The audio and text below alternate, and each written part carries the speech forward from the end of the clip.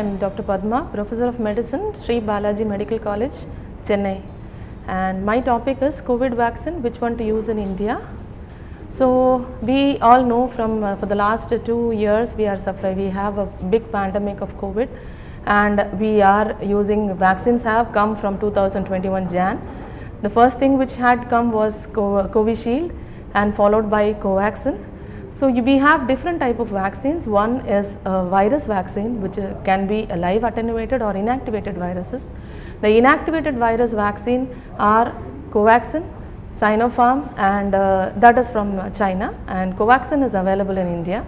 Then viral vector vaccines are available where they use the adenovirus as a vector, and these are the first and foremost is Covishield, which is maximally used all over India, and that has also been now started using as a booster dose.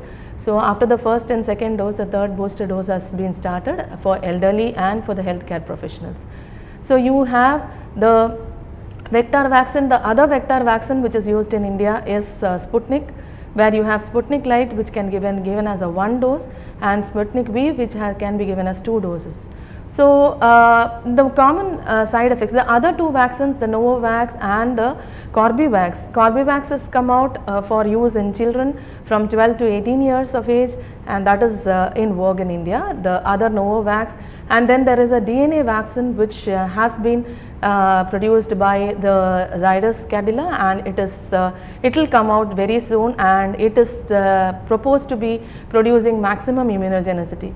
mRNA vaccines, the Pfizer vaccine and Moderna, it's very difficult for us to have in Indian climate because the temperature has to be maintained at a very minus degrees, which is very difficult for us to maintain the cold chain.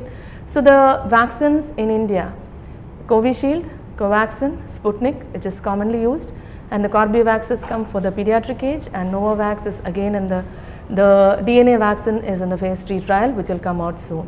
So vaccination, definitely because of so much of vaccination, Indians are protected from COVID virus, and after the third wave, I think now people are moving around even mask free, and hopefully we don't get the next wave. Thank you.